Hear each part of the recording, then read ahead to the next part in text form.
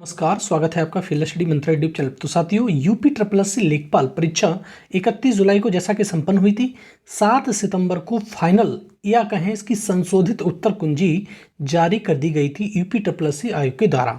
इस परीक्षा को यूपी ट्रिपल एससी आयोग ही कराता है और आयोग की एक खासियत है, इस आयोग के द्वारा एक भी भर्ती प्रक्रिया अच्छे से अभी तक संपन्न नहीं हुई है। ये इसकी अपनी ब्यूटी है, अपना एक अंदाज है इस आयोग का। ठीक है, जो यूपी ट्रिपल एससी आयोग है। अब देखो, इस भर्ती परीक्षा में भी जो लेखपाल भर्ती परीक्षा है, इसमें जगहों की संख्या 8,085 है और इसके सापेक्ष 15,000 शिक्षार्थियों की या अभ्यर्थियों की जो स्थिति थी संदिग्ध पाई गई थी एसटीएफ के अनुसार। सब 15,000 से अधिक भी हो सकता है। अब देखो, एसटीएफ इस मामले में जो भर्ती प्रक्रिया चल रही है, ये उसने बड़ा खुलासा तो बहुत बड़ा कर दिया कि ये 15,000 बच्चे मतलब संदिग्ध अवस्था में हैं। क्या ये एसटीएफ कुछ ऐसा कार्य भी कर रहा है कि जिससे कुछ आगे बड़े लोगों बच्चों को उम्मीद जगे कि हाँ, एसटीएफ ने ऐसा काम किया है और एसटीएफ ने हमें उम्मीद जगाई है कि हमारी नौकरी श्योर हो सकती है। लेकिन ऐसा लगता दिख नहीं रहा है। या तो मुझे ऐसा लग रहा है कि एसटीएफ कहीं यूपी सरकार के दबाव में तो काम नहीं कर रही है, कि यूपी सरकार ने कुछ गोली दे दी हो उसको कि भैया ऐसे करो, तो वैसे ही कर रही है। अब देखो, क्या एसटीएफ द्वारा भी लेखपाल छात्रों को निराशा ही हाथ लगेगी? लग तो ऐसा ही रहा है कि इसमें कुछ चल नहीं रहा है। एक व्यक्ति को पकड़ लेना और उसको हाईलाइट कर देना कि भैया हमने ये व्यक्ति पकड़ा है, इसमें ये संदिग्ध था, वो तो पहले से ही वांटेड था, तो उसमें पकड़ने में फ़ायदा क्या हुआ? अब इसमें कोई प्रोग्रेस मुझे होती दिख नहीं रही है। आपको दिख रही हो तो आप बताएं कमेंट बॉक्स में अवश्य। ठीक है साथियों, क्योंकि इसकी प्रोग्रेस होनी चाहिए थी, कुछ ना कुछ धरपकड़ होनी चाहिए थी, लोगों को पकड़ा जाना चाहिए था। जब आपके पास जो सरगना है, मास्टरमाइंड आ गया हाथ में, तो आपने क्या प्रोग्रेस करके दिखाई, उसके जरिए उन व्यक्तियों तक क्यों नहीं पहुंचा गया जो वाकई में इस भर्ती प्रक्रिया में संदिग्ध अवस्था में हैं या पाए गए हैं। अब देखो, एक तर्क था इसका आयोग का कि हम इसकी सूची साझा करेंगे जब रिजल्ट आ जाएगा तब। अब मेरे को नहीं लगता कि जब रिजल्ट आ जाएगा तो उसके बाद कुछ बचेगा। जिसका रिजल्ट में नाम होगा, ऐसा हो ही नहीं सकता है कि उस व्यक्ति की नौकरी न लगे। ठीक है, अब देखो, जिसका रिजल्ट आ गया, अब एसटीएफ करेगी जांच। तो एसटीएफ जांच करेगी तो क्या जांच करेगी उसमें, मेरे को तो समझ में आ नहीं रहा है। या तो फिर मैंने उसने एक दिन वीडियो बनाया था, आप समझ सकते हो कि जो 80+ वाले बच्चे हैं उनकी जांच करेगी, बस ऐसा हो सकता है। क्या 80+ वालों की जांच करेगी तो जो ईमानदार बच्चा है उसकी वो भी तो पिसेगा।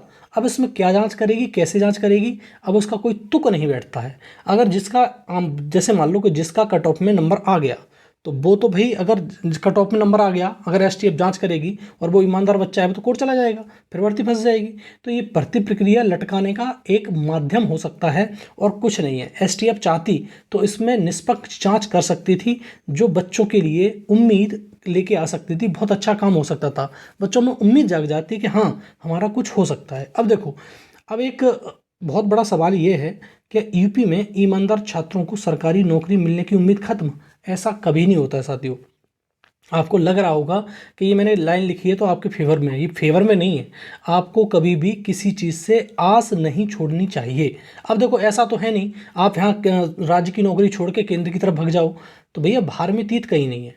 ठीक है, अगर यहाँ कभी हमेशा ध्यान रखो, अगर चूल्हे से बाहर भाग के जाओगे तो आँच लग रही है आपको चूल्हे पे, तो अगर बाहर में जाओगे तो बाहर में तो और ज़्यादा आँच होती है। तो भैया कहीं भी ऐसा होता नहीं है कि आप यहाँ से उम्मीद खत्म करके केंद्र की नौकरी ढूंढने लगो। तो यहीं पर कुछ ना कुछ, मैंने एक दिन कहा था आपसे, कुछ ना कुछ करना पड़ेगा आपको अपने लेवल पर ही। ऐसा होता नहीं है, लेकिन छात्र कुछ करते ही नहीं, हाथ पे हाथ रखे बैठे रहते हैं। जब आता है रिजल्ट, तो उस टाइम पे जब कट ऑफ आती है किसी की, तब कहते हैं कि भैया अब इस भर्ती को, प्रक्रिया को निरस्त कराओ। निरस्त कराने के मूड में मैं भी कभी नहीं रहता हूँ। निरस्त मत कराओ तो उसकी जांच के लिए कुछ तो करो। अब देखो, जितने भी यूट्यूबर थे, एक दिन उन्होंने क्या कर दिया, एक दिन सारे के सारे यूट्यूबर ने एक अभियान चला दिया, मुहिम चला दी कि भैया आज ये तुम्हारा ट्विटर अभियान है, आप यहाँ पर साथ दो, ये करो वो करो, और उसके बाद किसी यूट्यूबर ने आपका साथ नहीं दिया। तो आप सीधी बात ये समझ लो, कोई भी आपका साथ देने वाला नहीं है। आप इसकी मुहिम को आगे बढ़ा सकते हो, क्योंकि आपका भविष्य है आपके हाथ में है। ठीक है साथियों, और एसटीएफ से बहुत ज़्यादा उम्मीद लगाए बैठना, ये मुझे लगता नहीं बेतुकाई होगा, क्योंकि यूपीएसआई में जैसा हम देख रहे हैं, यूपीएसआई के अंदर मालूम है कि सब सारी भर्ती पूरी प्रक्रिया एकदम बेकार है और सारा खुलासे हो गए उसमें कि एक कमरे से तोड़ के दूसरे में सिस्टम ले जाए गए, वहाँ पर नकल कराई गई 6 दिनों तक, सारा का सारा प्रकरण चल गया, सब सबके सामने है। और सरकार उसमें ऐसा तो नहीं आंखें बंद करके बैठी रहेगी, ठीक है। और योगी जो हमारे आदित्यनाथ जी हैं वही और कहते हैं कि हमारे प्रदेश में जो भर्तियां हो रही हैं एकदम साफ स्वच्छ हो रही हैं, तो भाई उन्हीं की बात मानो।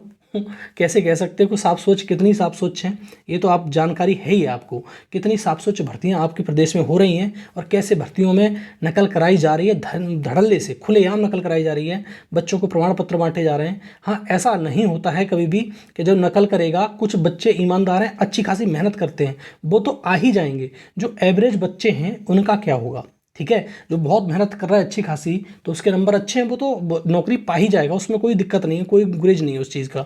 लेकिन जो एवरेज बच्चा है, जो ईमानदारी से मेहनत कर रहा है, वो फंस के कहीं ना कहीं रह जाएगा, ठीक है, वो पिस रहा है, ठीक है। और आने वाली भर्तियां, जितनी भी आयोग की भर्तियां आ रही हैं, क्या आयोग जैसा दावा कर रहा है कि हमने जो कोड सिस्टम था वो ख़त्म कर दिया है, सिर्फ हम सीरियल नंबर से अब वो डाला करेंगे, जैसे वो आता था पहले सीरियल नंबर, उसे ख़त्म करके हमने कोड सिस्टम लाया है, उससे अब भर्तियों में नकल रुक जाएगी।